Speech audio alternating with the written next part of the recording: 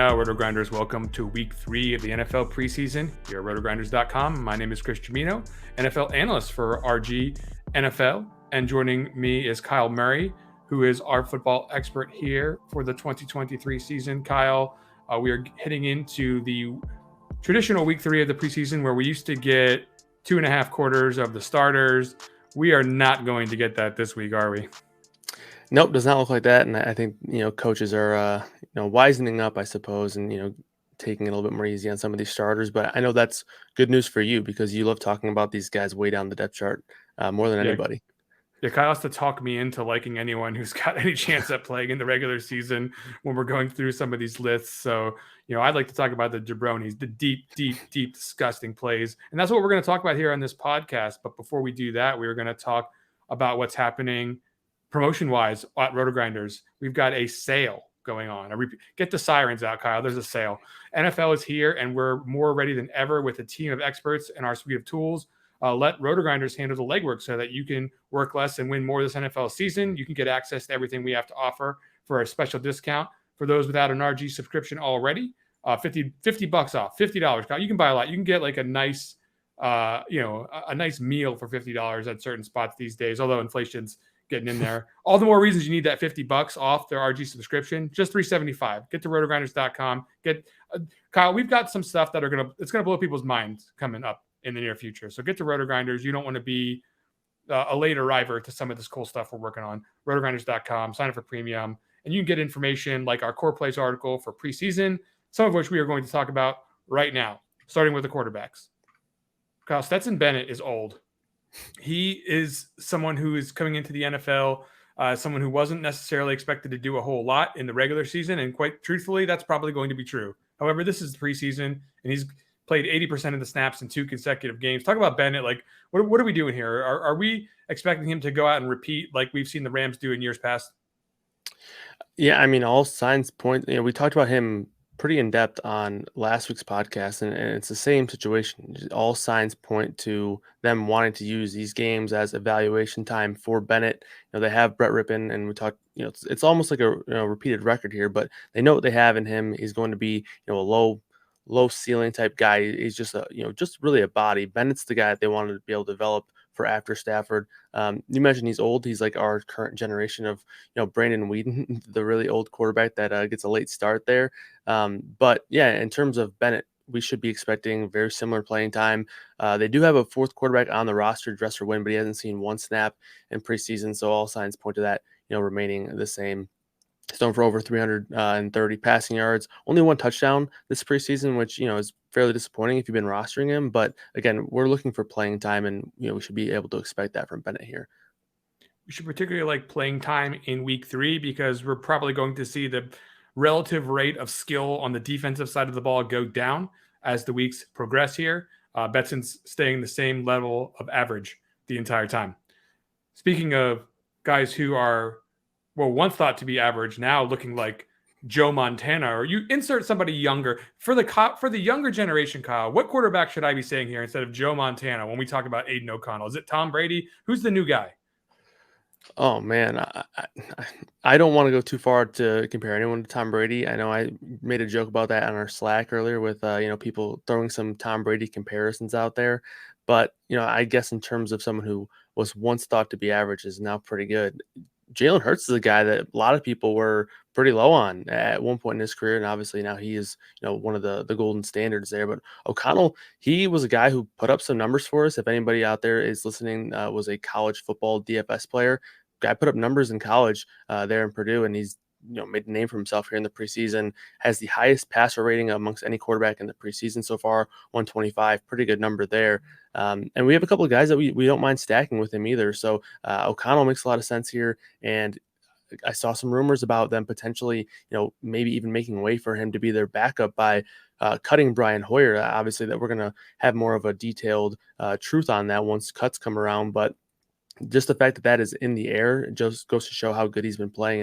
And, I think this is going to continue to be an evaluation period for O'Connell here. Yep. Aiden O'Connell, Las Vegas Raiders, someone who's played a good amount of snaps so far. I would expect very little to no snaps from the starters in week number 3. and you would expect Chase Garbers to continue to play limited to no action, with a shout out to Brian Hoyer, who played a bunch last week. I don't know that I've ever seen him play a bunch in multiple weeks in the preseason. McDaniel's coming from the Patriots system, using that as my reference point. Looks pretty good for O'Connell here to play at least a half, and got some upside to play quite a bit more than that. Jared Stidham is someone, on the Broncos that you would like to think he would play a half. I mean, what circumstances exist that would allow Stidham to not play at least half of this game, Kyle? It would be the Ben DiNucci show. If the only way we see Stidham not play a half is if Ben DiNucci plays 2.5 to 3/4, which that hasn't really been the current pattern so far here in Denver. Last week we saw Stidham play 56% of the snaps. Stidham, I do think it is, at least coming into the preseason, was pretty clear that he was going to be the backup, but he hasn't really played well. And DiNucci has at times played okay. So I think Stidham is actually, kind of fighting for, his case to really make clear that he is the backup option here. With all the starters expected to sit, which makes sense after the starters playing pretty good amount in both of the first two games, and obviously them dealing with some injuries with Tim Patrick and Jerry Jeudy both being injured now. I think it's safe to say that Broncos are probably going to take this one a little bit easy. So we could see Stidham play 2. Maybe there's even upside for more here for playing time here for Stidham. I saw a report on the Commanders website about Jacoby Brissett necessarily playing a lot of snaps on this fine Saturday evening slate of 6 games. Now, I don't know if that is a reliable way to project playing time here in the preseason. I do know that Jake Fromm has had his big moment last week, ending the streak of the Baltimore Ravens in terms of preseason wins. But I would say that Brissett does have a case to play up to a half here in this game. I mean, how do we sort of split this up between Brissett and Fromm? Because I think one of them is probably going to end up being useful at the end of the day. Yeah, I agree. I think similar to Stidham, Brissett, came into the preseason as the clear number 2. It seemed like they brought him in for a reason in case the Sam Howell experiment didn't work out, and he's just been really bad this preseason. Really hasn't gotten off to a good start. Not a lot of positive reports for Brissett. I mean, that might necessarily be because of the fact that Sam Howell is just getting glowing recommendations everywhere you look. But I think it could be a scenario similar to the Denver situation where Brissett needs to prove that he's going to be able to be a safe and reliable option behind Howell here. Yeah, and the Cowboys are pretty set with their backup situation. Their starters obviously aren't going to play, but Cooper Rush did get in the game last week for a little over a third of the snaps. But Will Grier got his long look as they suggested he would. How long of a look are you really projecting here for Grier? Is it going to be something similar, or has Grier possibly got the upside to play a little bit more? Yeah, I think he has the potential to play more here. I mean, there's just really no reason to run Cooper Rush out there for any more than a couple of drives. And, maybe they want to, make sure that the second team is running, steadily with Cooper Rush. But this guy's been in the Dallas system for, almost 6-7 years now. They know exactly what they have in Cooper Rush. They know that he's going to be their backup. So I think there's a real chance that we see Cooper Rush play a series, 2, maybe 3, and then Will Grier plays the rest of the game. So I think there's upside for potentially 3/4 for Will Grier. And he also hasn't been that bad in the preseason either. Similar to Stetson Bennett, he has over 330 passing yards. He has 2 passing touchdowns. So I think you can put him kind of in the tier with Bennett here in terms of potential playing time if Cooper Rush does indeed only play a drive or 2. And then in terms of the options around him, I think there's a couple of interesting options as well that kind of make Grier look like a feasible candidate here for a preseason slate. 2 more names at quarterback worth mentioning, and I'll say barely in one case. Trevor Lawrence is, we'll talk more about the Jaguars in a little bit here, but they're expected to play over a quarter. I heard the dirty, disgusting word for starters that he'll play a half. I don't think that he'll make it all the way to halftime, but there is certainly a chance that we see 3, possibly 4 series, depending how well they play. He tosses 2 touchdown passes. I would imagine Trevor Lawrence would be useful in your DFS lineup. And then the other name I want to mention is Zach Wilson. Tim Boyle is not expected to make the team. There's not really a ton of reason to give him extensive run, although they certainly could. And Zach Wilson, they've proven they've been looking to get him all the reps he can handle here in the preseason as they try to salvage him from the dumpster and make him an actual NFL player. Speaking of the Jets, Kyle, let's move on to the running back position. The competition has sort of played out in the backfield for them. It does look like Zonovan Knight could be the odd man out. That is going to be good news for DFS. What do you think about the potential for him to get significant run in this game? Yeah, I mean, in terms of a guy, needing incentive to perform well, Knight has that. It doesn't seem like he has a great chance to make the team here, but this is going to be an audition for other teams here. Obviously, there's going to be teams that might need some running back depth, and Zonovan Knight's a key candidate here. We've seen this guy play pretty well during regular season games, and yeah, I think this could be a scenario where he's able to audition for himself, potentially not to make this team, but maybe to make others, and I think that's a kind of potentially underrated component for potential player incentives here in the preseason that maybe get overlooked a little bit in terms of DFS. So yeah, I think Knight is going to have the opportunity. We know that he has a decent enough skill set, and in terms of comparing him to other players on a preseason slate, probably have to rank him amongst the most talented. So I think he makes a lot of sense here, and I think the opportunity is really good for him here. You don't expect to see a lot of Michael Carter, and as you know, Kyle, I am not a big fan of Travis Dye. Let's go ahead and talk about the Denver Broncos. Last week, you tried to pump up this player harder than I did, and I wish I would have listened to you. Jaleel McLaughlin, this was a week winner, so to speak. A couple of touchdowns for Denver. I don't see a whole lot stopping him from getting a little bit of run here. What say you? Yeah, McLaughlin looks pretty good. The only thing that it could potentially, serve as a bit of an obstacle here would be Tyler Beatty returning from an injury. But, again, I tend to think that if players are injured, they're not going to rush back into a preseason game. Beatty might have a little bit of added incentive to do so if he's feels like he has a chance to make the team. But again, that's news that we could potentially monitor if he is out. They have Dwayne Washington behind McLaughlin, who's a special teamer, and McLaughlin has found the end zone 3 times already this preseason. And this is a guy who's been a producer pretty much anywhere he's been. He leads the NCAA in rushing yards, and a lot of coaching staff and a lot of fans in Denver have sung the praises of Jaleel McLaughlin. So if he continues to get the touches, he's definitely a guy who showed that he can make production out of those touches. So McLaughlin's a guy that makes a lot of sense, especially if things kind of roll out the way we're expecting with the starters and P. Ryan, who we basically are assuming he's a starter right now, and Beatty also being limited due to injury. If that's the case, McLaughlin could see a lot of work here. Probably a good time to point out that we are talking about this slate as if the main slate is going to be starting at 6 p.m. But just keep that in mind. There is actually 10 games on Saturday this week, and some of these games might get mixed in and out of different slates. So, again, we're talking about the players as if the games are starting at a 6 p.m. lock time. However, there's a bit of a split slate situation coming up here on the Saturday slate. Now, Keaton Mitchell is a player that left the game, unfortunately, last week in week 2. Looks like he is fine and back at practice, and the Baltimore Ravens don't have a lot of options that can go here at the running back position, considering Melvin Gordon did not practice on the 24th, usually a sign that they are at least less likely to play during the game, albeit not a lock. So there could have been a veteran day off too. So let's talk about this. At most, they've got 4 backs here if you consider Dobbins and Edwards not going to play, right? It looks pretty good here for Keaton Mitchell. Yeah, same sort of situation as the past couple of weeks. It hasn't necessarily worked out the way we wanted to, but in week 1, he had a 30-yard rushing touchdown called back on, might be a biased kind of viewpoint here, but I think it was a fairly weak call. And then obviously last week he got banged up, but Justice Hill, excuse me. I don't think he's going to play a whole lot. Same sort of scenario as last week.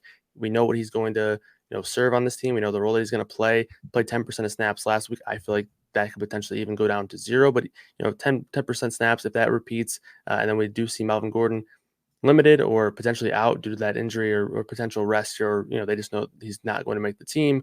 We could be down to a really thin running back room. And if that's the case, Keaton Mitchell, if he is able to return, which it sounds like it was just a stinger, it sounds like he's going to be in a really prime spot. And another guy who's been praised in terms of his production as a runner, but also as a pass catcher. And that's obviously good for DFS production. So Mitchell, I think is pretty interesting here for sure. Owen Wright had his big moment last week, got a chance to play extra snaps because of his injury, and he helped end the Ravens preseason winning streak with 9 carries for 10 yards. Let's talk about a person that absolutely everybody knows, a household name, you could say, Kyle. Calvin Tyler Jr. Who is Calvin Tyler Jr., Kyle? Yeah, so funny. We before we went live here, I heard the name Calvin Tyler, and I actually got confused with Calvin Austin, who we've been, seeing as a receiver for the Steelers on a couple preseason slates, including Week 1 when you called him and he had the long touchdown. But running back out of New Mexico, or sorry, Utah State, and yeah, not a lot to know about Calvin Tyler so far, except it sounds like he might have a chance to see the field quite a bit here. Obviously, the Bengals are not going to play Joe Mixon. Starter's not expected to play, and then they're dealing with some injuries and some illnesses. Travion Williams hurt his leg a few weeks ago. He hasn't appeared at all most of this training camp in preseason. And then obviously Chris Evans dealing with the illness. So Calvin Tyler Jr. is in a good spot. And he was a fairly productive guy in college as well. So I wouldn't be surprised if we can maybe see him late in the game against a couple of third or fourth stringers and have himself a successful game here. Here's why I kind of like him here. Well, first of all, you got Chase Brown, Jacob Sailors, Calvin Tyler all lined up as the potential backs here for this week. We're not going to see Chris Evans. He's doubtful with an illness. You're not going to see Travion Williams. You're not going to see Joe Mixon. You're definitely not going to see Joe Mixon. So Chase Brown, being someone who's got his spot sewn up on the team, played 56% of the snaps last week, but I think he's had his fill of preseason. You might see him splash around in the first quarter, but I think most of this game, per report that I've read online, is going to be Sailors and Tyler. So if you look at Jacob Sailors, he's closest comparable to Mark Walton. If you don't know who Mark Walton is, he is one of the worst testing running backs I've ever seen in my entire life when it comes to athleticism in the National Football League pre-draft process. That just leaves Tyler, who is no absolute stud himself, ranked 31 of 43, coming in athletic score on playerprofiler.com for the class.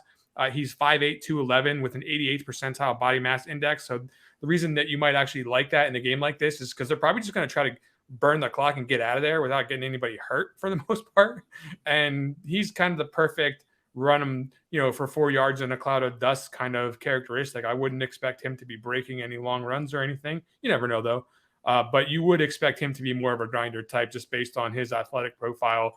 So if he gets enough carries, he could do something, especially if one of those carries comes from the 1 yard line. Who else do we got at running back here, Kyle? What else can we look forward to on this wonderful Saturday slate? Yeah, there's a couple names that I have my eye on. A couple of them are gonna obviously have to revolve around getting some news. So obviously, as always, make sure you're checking in on our Discord and Lineup HQ for updated projections and notes and all that good stuff. But in terms of the Miami guys over here, obviously we saw Devin Achane get banged up, he got carted off, shoulder injury. So not expecting him to play. He's going to be week to week. So it sounds like it's not overly serious, which is good news for anyone who might have him in best ball, but not going to be there this week. McDaniel came out and said that starters will play more than a series, less than a half. So obviously a lot of room for your imagination there. I'm expecting for the majority of these starters, a series or two is probably the reasonable expectation here, especially for guys like Raheem Mostert and Jeff Wilson. Jeff Wilson's been dealing with an injury the entire training camp and preseason. He hasn't played in preseason yet. I would be fairly surprised if he plays. So then you're left with Raheem Mostert, who had a pretty successful game last week. But again, they don't need to roll him out there. He's injury prone enough.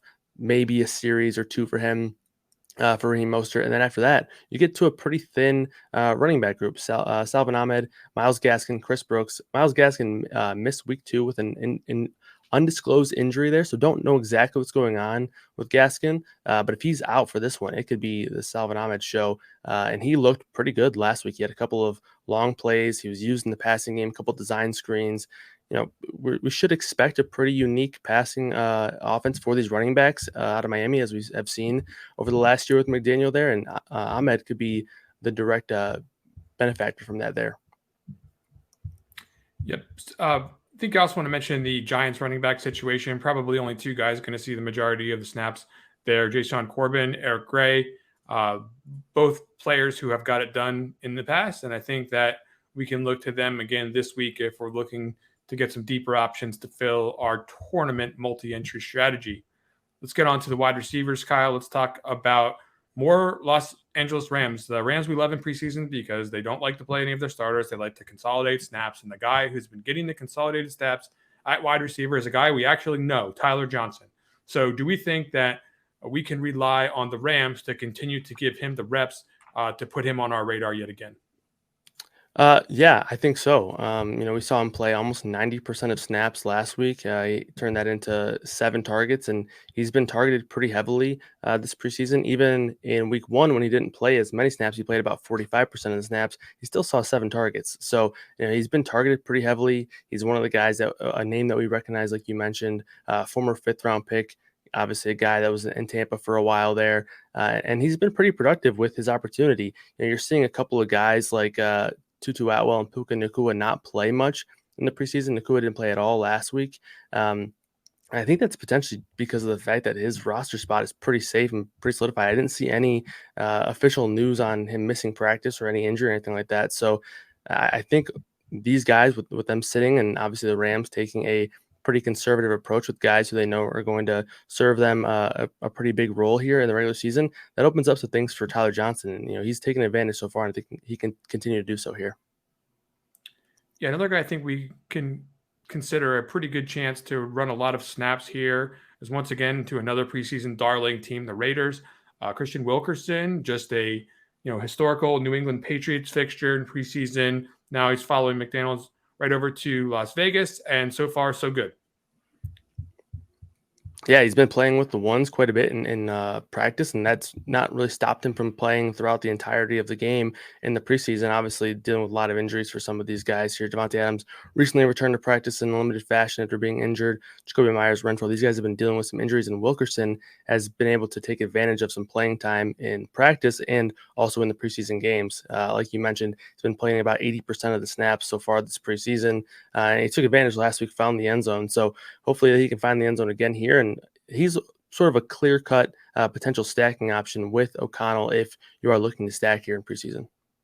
Yeah, and it's worth mentioning that Keelan Cole and Phil Dorsett are also fighting for a roster position here. So, quite frankly, they could also be the ones that play, half the snaps or more this week and get in the box. It's, you can't rule it out. So it's a little bit scary. It's week 3. You never know if some of these other guys could get in there, like Trey Tucker, for a little bit longer. But based on what we know, those are the 3 guys on the Raiders that think makes the most sense to try to battle it out for that roster position in the final game and get some additional tape out there. Okay, so Bryce Ford Wheaton. This is a player that, production-wise in the preseason, I wouldn't say it's been there very much. But snap-wise, we can say that we've seen him a lot. Do we think we're going to have any chance of converting that into some real production this week?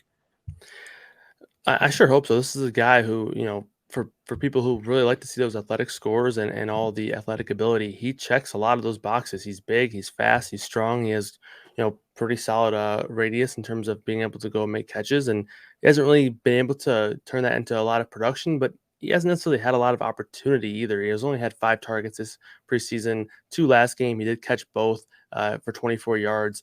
So, obviously with the scenario that we're expecting for some of these Giants receivers, you're looking at a much more thinned out receiving room here. We've seen Cole Beasley at times, make some plays. Jalen Hyatt scored last week. Sterling Shepard got some snaps last week.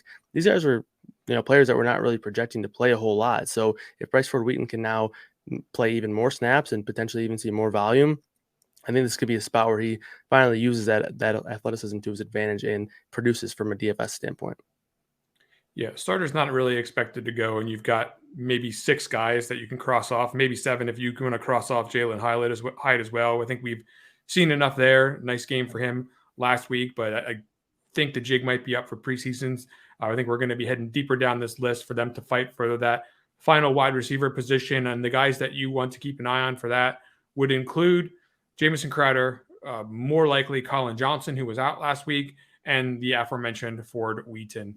All right, let's get into some of these other wide receiver potential options. These are maybe not quite as heavy on the snap totals to expect, but I still think that we could see some of the Jets guys, Brownlee and Gibson. Talk about the Ravens for a second. Do we think that the Ravens are going to dial it up again for Proche and Wallace? Yeah, both of these guys have continued to play a ton. Proche is a guy that I was pretty high on last week. Didn't really turn it into a whole lot of production, but he played 64% of snaps. So, in terms of trying to project a guy and hoping that you're right on the playing time. We were right on Prost and Wallace last week, and with all signs pointing to it being a fairly similar rotation of wide receivers being rolled out there, as a lot of these vets or guys with pretty significant roles are unlikely to play or expected to sit or be limited. I do think that these two could take advantage. I think they're more of tournament plays. We'll probably see the Ravens, obviously go back to their run heavy offense as they like to do. But in terms of GPP plays or guys with some upside, we'll see these guys on the field, and both of these guys do have pretty interesting speed profiles. So maybe they can break a big play here and potentially pay off. Obviously, a tournament sort of setting where you're looking for lower ownership, I think Baltimore could kind of fit that bill here. Yeah, more guys who could be on the field a little bit fighting for roster spots. In Washington, Mitchell Tinsley is someone not to keep an eye out for. In Tampa Bay, Rakim Jarrett is a player who should be able to see the field enough to give himself a chance this weekend. I mentioned Gibson and Brownlee on the Jets already, and Brooks and Cropper on the Cowboys. They have a lot of players on that roster, but it looks like it's going to get thinned down quite a bit by the starters being rolled out and their depth chart generally being squared away. So those are two guys Kyle unearthed here for the Cowboys that could be useful in the multi-entry strategy for GPPs. Getting onto the tight end position, the legend Tanner Hudson tops the list yet again, Kyle. And look, this isn't some kind of bias that we're coming up with here, right? I mean, you look at the depth chart here, they need to have a competition that plays out between him and the returning Mitchell Wilcox. So I do think Hudson's going to get his chance here. What more can you say? Yeah, and I think another thing that we've sort of pointed out with other players throughout this week is, Tanner Hudson didn't really get to show what he could do last week with him being out. So this could potentially be a spot where Cincinnati goes, all right, well, since we couldn't see him much of last week, maybe we'll even trot him out there for a bit more this week. And, guy's been producing for us for how many years now. So I think, all signs are pointing up for Mr. Hudson here. You don't have to pencil him in for 5-6 catches like he usually gets in preseason, it seems. I mean, 2 is usually going to be enough to keep you afloat, especially in anything that's not like a super huge field. I imagine it'll be pretty popular, but there are lots of options this week. So it's not necessarily going to be like everyone's going to have Tanner Hudson here. So let's make them prove it that they know the history, make them prove that they understand who this guy is and what his skill set is. Generally speaking, he's a pass receiving first tight end who has absolutely earned himself a spot in the preseason Hall of Fame. Now, there are some other plays, though. We cannot just say exclusively lock Tanner Hudson into the lineup because there's going to be some guys who play a lot. Davis Allen on the Rams, Kyle. I mean, tell you want to talk about targets. Talk about what's going on here with him. Yeah, so Allen didn't play at all in week 1 and returned week 2 and played 81% of snaps here, and he went for 8 targets there. In terms of preseason, you're not finding many guys other than Austin Watkins, who's been the preseason receiving superhero out of Cleveland there, who have had games of 8 targets. And obviously for him being a tight end, that puts him in an even more unique position just due to the weakness of the position. And again, I'm probably not going to be surprised if he plays less than 81% of snaps simply just because it's preseason. And I do think that this guy is going to make the team. But in terms of the ability to see a guy who has shown that he's going to be targeted in the offense and be used as a pass catcher, you're just not going to find many guys like that at the tight end position. So he's just on that alone, he's definitely worthy of being in your player pool here. The Ravens like to use their tight ends in their offense, even in the new offense, it seems, because we saw Travis Vokolek and Charlie Kolar both get some production last week, plenty for our taste here in preseason DFS. I think we can look to the Ravens tight ends once again. If you want to gamble on the Jacksonville Jaguars situation, I think we skipped over them for the wide receivers. Why don't you talk a little bit about what's going on with Jacksonville and why we might have like a shot in hell of getting some production here from the starting group? Yeah, so it could be a similar scenario to the Steelers from last night, or the Chiefs last week, where the coach comes out and says, "Yeah, we're going to play them a half." And obviously, guys like Trevor Lawrence, Christian Kirk, Calvin Ridley, we know what these guys are going to do. They're obviously going to play a massive role. They're going to lead the offense, be the stars of this team. So they probably don't need to see a whole lot. But Peterson was asked a couple times, and he came out and said that he thinks it's very important and he sees an advantage to getting his starters some reps. And they haven't really gotten a whole lot in the preseason. They played, I think, a series or 2 in week 1. They didn't play at all in week 2 after joint practices with the Lions. So that, that goes to show that maybe he does want to take this as a time to make sure that his offense is in kind of a mint condition here in terms of the way that they're going to be operating. And it could easily backfire and end up being a situation like the Steelers last night with Kenny Pickett, who moved the ball down the field, but then a running back scored touchdowns. But it could also be similar to, Denver in week 1, where it was Jerry Jeudy who caught the 30-yard touchdown. If someone like Calvin Ridley, Christian Kirk, Evan Ingram, if they rack up 2-3 catches and a couple of drives and they find the end zone in a low-scoring environment like preseason DFS, these guys are going to be, worth being in lineups and, potentially even in the optimal lineup. I wouldn't go overboard. I think that there's a lot of risk reward here for these guys. If they play a quarter and a half, I think they'll be pretty solid plays. But then again, the ability for them to go out there and have one really good drive and then be done, that's also there to kind of, keep that floor at a low enough point to where they're not surefire things. Yeah, good example would be the Pat Freiermuth situation, right? So you mentioned this. Freiermuth scored the week before on limited snaps. This week, people wanted to play him a little bit because it was a short slate. Didn't really work out for them. Somebody else on the team scored. So if you want to go with Evan Ingram at the tight end position, just be aware, a little bit of risk. I mean, if they play well enough to get in the end zone, they're probably not going to stay on the field for all that much longer. Luke Schumacher, probably the last name that I'll mention here on Dallas. Not really too much to dive into there. He's young. He needs experience, and he is definitely going to be someone who has at least a chance to get some fantasy points. Kyle, just want to remind people one more time, we've got a sale, RotoGrinders Premium. Get on out to get the $50 off if you've not been a subscriber before. Limited time only price of $375. Let us handle legwork so that you can work less and win more this NFL season. That's going to do it for the Week 3 podcast for Saturday the 26th. Best of luck in all of your contests. For Kyle Murray, I'm Chris Gimino. See you out there in the preseason streets.